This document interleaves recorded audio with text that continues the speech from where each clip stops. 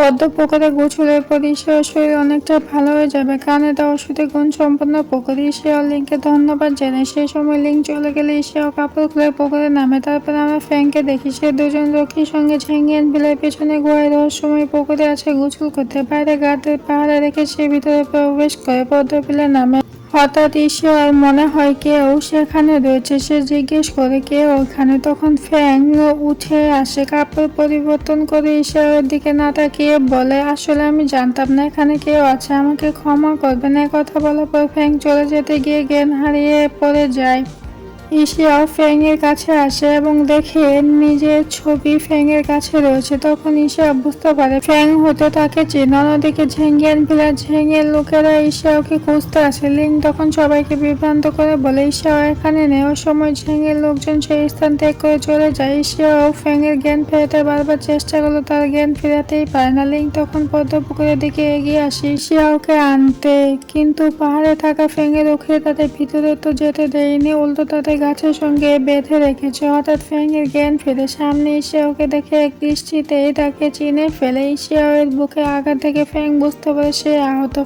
Frank নিজেও ক্লান্ত ছিল এবং আহত ছিল। ঈশ্বর জিজ্ঞেস করে, আমার ছবি তোমার কাছে কিভাবে এসেছে? তুমি কি আমাকে চেনো? ফ্র্যাঙ্ক অবাক হয়ে জিজ্ঞাসা করে, তুমি কি আমাকে চিনতে পারোনি? ঈশ্বর বলে, চিনতে পারলে অবশ্যই জিজ্ঞেস করতাম না, এখন বলো আমার ছবি তোমার কাছে কিভাবে এলো? ফ্র্যাঙ্ক পরিষ্কার বুঝতে পারে ঈশ্বরের স্মৃতি হারিয়ে ফেলেছে। মনে মনে ফ্র্যাঙ্ক কিছু একটা ভাবে আর বলে, আমি কেন তোমার শত্রু হব? এই পৃথিবীতে একমাত্র বন্ধু আমি তোমার। তখন ঈশ্বর বলে, তুমি আমার বন্ধু হয়ে থাকলে আমার শত্রুকে? ফ্র্যাঙ্ক বলে, তোমার শত্রু হচ্ছে শাহরাজের রাজকুমার। কিছুদিন আগে যুদ্ধে সে তোমার প্রতিপক্ষ ছিল, তুমি তো তাকে তীরবিদ্ধ করেছিলে, তাই সে যুদ্ধ খেতে হেরে গিয়েছিল। ঈশ্বর বলে, তুমি দেখছি ভালোভাবে জানো তার ব্যাপারে। ফ্র্যাঙ্ক ঈশ্বরকে বলে, তার নাম হচ্ছে ফ্র্যাঙ্ক সুগি। এখানে ফ্র্যাঙ্ক নিজের মিশ্র ভঙ্গিতে কথা বলে। ওই সময় ফ্র্যাঙ্কের রক্ষীরা এসে ঈশ্বরকে বন্দী করে ফেলে।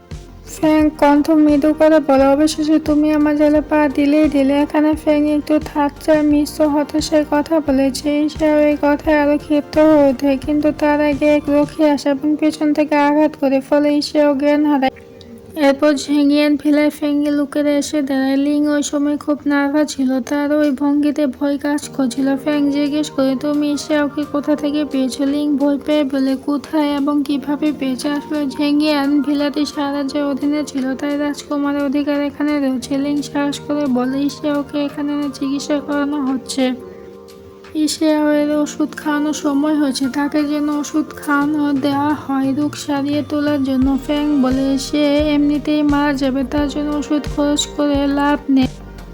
তারপর বেরিয়ে এসে কটেজে বসে পড়ে, যেখানে ঈশ্বরকে বেঁধে রাখা হয়েছিল। লিং অনেক চিন্তায় পড়ে যায় ঈশ্বরকে নিয়ে যাওয়ার জন্য, এবং তার উপর ঘটেছে এমন কাণ্ড দেখে অত্যন্ত উদ্বিগ্ন ছিল। আবার অন্যদিকে আমরা মিনিস্টার চাচাকে দেখতে পাই, তিনি এডিস্টোরের সামনে দাঁড়িয়ে প্রার্থনা করছিলেন। এরপর আমরা জানতে পারি যে পিছনে যে দুইজন ছিল তার মধ্যে একজন হলো সোহান, অন্যজন ছিল জুয়াং। তাদের কথা থেকে বোঝা যায় তারা রাজকুমার ফ্র্যাঙ্কের ক্ষতি করতে চেয়েছে এবং এর জন্য তারা কালো পোশাক পরা লোকদের পাঠিয়েছিল। সোহান বলে, এত খুশি হয় না, কারণ আমরা এখন রাজকুমার লাশ খুঁজে পাইনি। জুয়ান বলে, আমাদের লোকেরা নিজের চোখে দেখেছে গাড়িটি 300 ফিট উপর থেকে পড়ে গিয়েছিল, বেঁচে থাকার সুযোগ নেই।